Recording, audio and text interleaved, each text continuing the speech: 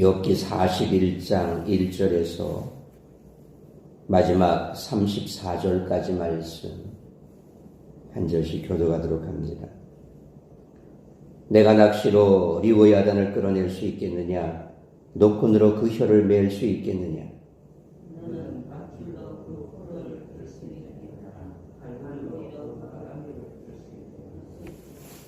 그것이 어찌 내게 계속하여 간청하겠느냐? 부드럽게 내게 말하겠느냐?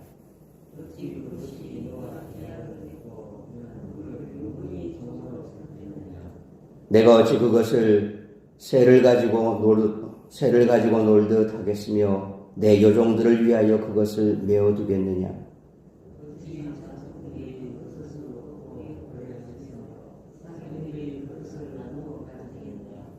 내가 능히 많은 창으로 그 가죽을 찌르거나 작사를 그 머리에 꽂을 수 있겠느냐?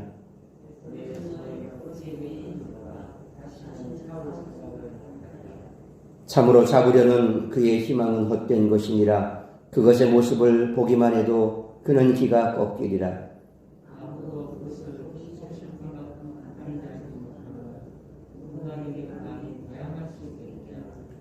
누가 먼저 내게 주고 나로 하여금 갚게 하겠느냐?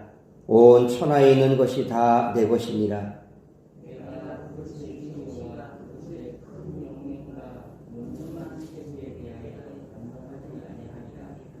누가 그곳에 겉가죽을 벗기겠으며 그곳에게 겹재갈을 물릴 수 있겠느냐?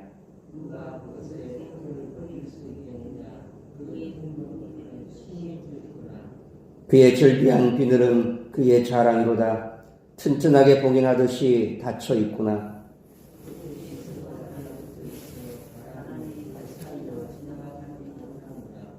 서로 이어져 붙었으니 능히 나눌 수도 없구나.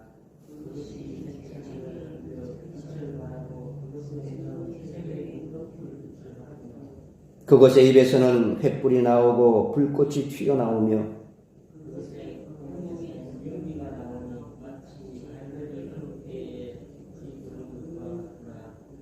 그의 입김은 숯불을 지피며 그의 입은 불길을 뿜는구나.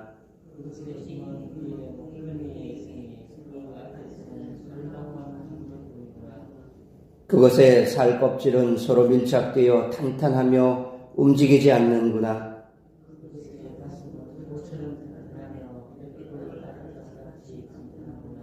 그것이 일어나면 용사라도 두려워하며 달아나리라.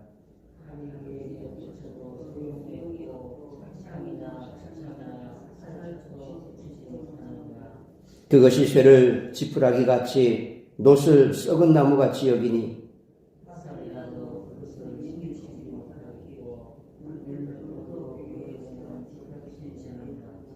그것은 몽둥이도 지푸라기같이 여기고 창이 날아오는 소리를 우습게 여기며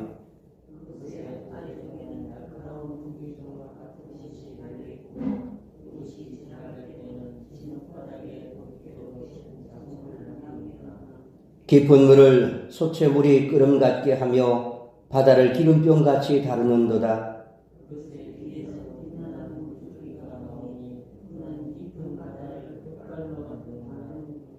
세상에는 그것과 비할 것이 없으니 그것은 두려움이 없는 것으로 지음받았구나. 그것은 모든 높은 자를 내려다보며 모든 교만한 자들에게 군림하는 왕이니라. 아멘. 하나님은 베헤못에 이어 리워야단에 대해서 말씀하십니다.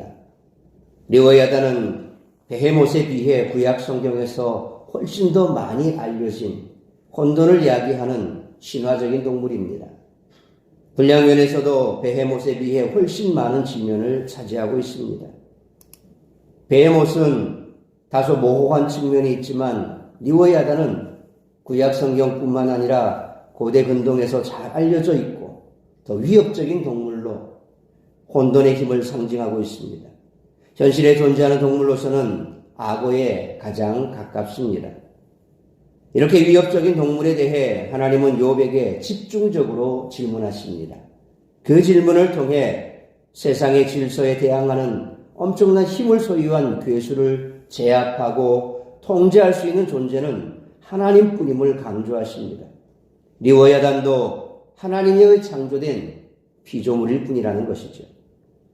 하나님이 리워야단을 제압할 수 있다는 것은 곧 하나님이 악의 세력들을 제압하시고 이 땅에 질서를 가져오시며 공의와 정의를 실행하는 분이라는 그런 의미입니다. 욥이 주장했던 것처럼 하나님은 악인들이 세상을 통치하는 것을 방치하거나 도와주는 분이 아니라 지금도 여전히 이 땅에서 악을 심판하고 세상의 질서를 가져오시는 분입니다. 그런데 여기서 우리가 잊지 말아야 할 것이 있습니다.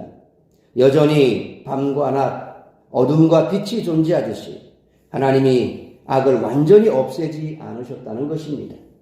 악을 제어하고 통제하시지만 악은 여전히 우리와 함께 있습니다. 그렇기에 혼돈의 세력들은 여전히 존재하며 우리의 생존을 위협하고 있습니다. 우리의 삶에는 여전히 고난과 고통이 따릅니다. 비록 하나님이 악을 다 없애지 않으셨지만 베헤못과 리워야단의 예가 보여주듯이 하나님은 악을 통제하시고 제어하심으로 여전히 이 땅에서 하나님의 법이 실행되도록 하십니다. 어제 본문에서 하나님은 피조물 중에서 으뜸이 사람이 아니라 베헤못이라고 말씀하셨습니다. 이로써 인간이 피조물의 대표로서 하나님의 무조건적인 사랑과 돌봄을 받는다는 것이 당연하지 않음을 보여주셨습니다. 오늘 본문에서는 바다의 동물 리워야단을 등장시키사 하나님은 사람이 요구하는 것을 당연히 들어주셔야 하는 분이 아님을 또한 강조하고 계십니다. 따라서 이와 같은 오늘 본문의 말씀을 통해 우리들이 깨달아야 할 것은 첫째로 1절로 11절 말씀처럼 천지 만물의 주인은 하나님이시라는 것입니다. 어떤 사람들은 우리의 기도를 들으시는 하나님이라는 그 가르침을 오해해서 마치 사람이 기도와 종교적 행위로 하나님을 조종할 수 있는 것처럼 그렇게 생각하기도 합니다. 오늘 본문에서 하나님은 바다의 리워야단이라는 동물에 대해 말씀하십니다. 리워야단이 정확하게 어떤 동물인지 우리는 알 수 없습니다. 하지만 1절로 8절 말씀처럼 사람의 힘으로는 도무지 제어할 수 없으며 그것과 싸울 수도 없을 정도로 강력한 동물인 것이 분명합니다. 하나님은 인간이 절대 리워야단을 붙잡거나 길들이거나 싸워서 이길 수 없다고 말씀하십니다. 그런데 인간은 9절로 10절 말씀처럼 바다의 동물인 리워야단조차 제어할 수 없으면서 그보다 훨씬 더 강하신 하나님을 이기고 조종하려고 한다고 지적하십니다. 11절 상반절 말씀처럼 어느 누구도 하나님께 먼저 무엇인가를 베풀고 그에 대한 대가를 받을 수가 없습니다. 다시 말하면 욥이 이전에 하나님 앞에서 불평했던 나는 하나님께 이렇게 했는데 왜 하나님은 내게 이것밖에 안 주십니까? 라는 항변은 그 자체로 말이 안 된다는 것입니다. 인간은 하나님께 드릴 수 있는 것이 없고 하나님은 인간에게서 무엇인가를 받으셔야 할 필요가 없다는 것입니다. 11절 하반절 말씀처럼 하나님이 모든 것을 소유하셨기 때문입니다. 온 천지 만물의 모든 것의 주인이 바로 하나님이시라는 것입니다. 그래서 하나님께서 이스라엘 백성들에게 내가 무엇이 부족해서 너희에게 뭔가를 요구하느냐? 내가 무엇이 필요해서 너희들에게 뭔가를 달라고 하느냐? 아니라는 겁니다. 온 천지 만물의 모든 것이 다 내 것이라고 하나님은 말씀하셨습니다. 그러니까 하나님께서 우리에게 베풀어 주시는 것이지 우리가 하나님과 뭔가를 거래를 해서 우리가 얻고 또 그 거래를 통해서 우리가 하나님께 뭔가를 주고받는 그런 거래 관계가 아니라는 거지. 하나님께서 일방적으로 우리에게 은혜를 베풀어 주신다는 겁니다. 하나님과의 관계에서 우리가 명심해야 할 것이 바로 이것입니다. 그러므로 천지 만물의 주인은 하나님이시므로 우리가 주님께 무엇인가를 요구할 권리도 자격도 없으며 우리의 기도는 단지 주님이 우리를 불쌍히 여겨주시기를 기대하고 간청하는 것뿐임을 기억하고 겸손히 하나님의 은혜와 긍휼을 구하는 우리 모두가 되시기를 축원합니다. 두 번째로 12절로 마지막 34절 말씀처럼 천지 만물의 통치자는 하나님이시라는 것입니다. 하나님은 리워야단이 얼마나 강력한 동물인지를 설명하시고 그 위용의 찬사를 표현하십니다.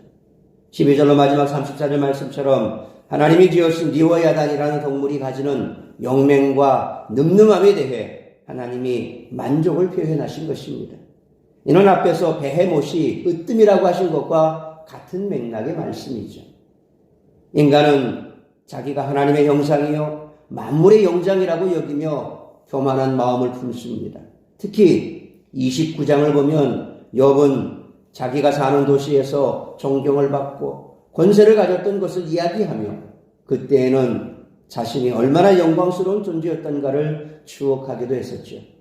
그러나 하나님은 욥이 한 성읍의 지도자 노릇을 했던 것과는 비교도 안 될 정도의 강한 권세와 용맹함이 리워야단에게 있다라고 말씀하십니다. 결국 욥이 가졌던 영광이라는 것이 이 바다 동물만도 못하다는 그런 말씀입니다. 리워야단은 세상의 그 어떤 것과도 비교할 수 없을 만큼 강인한 존재입니다. 그런데 하나님은 바로 그 리워야단을 마음대로 제어하실 수가 있습니다. 이 역시 하나님과 인간이 맺는 언약이 서로 무엇인가를 주고받는 거래 관계일 수 없음을 보여주는 것입니다. 하나님과 인간의 관계에서 인간은 하나님께 그 어떤 반항도 할 수 없는 존재임을 분명하게 알아야 한다는 것이죠. 그러므로 천지만물의 통치자는 하나님이시므로 어떤 상황 속에서도 하나님의 다스리심에 절대 순종하는 우리 모두가 되시기를 축원합니다. 사랑하는 성도 여러분, 하나님은 우리를 사랑하시고 언제나 기도를 들어주시는 분이라는 생각만 할 뿐 그분이 얼마나 엄미하신 분인지를 인식하지 못하는 경우가 있습니다.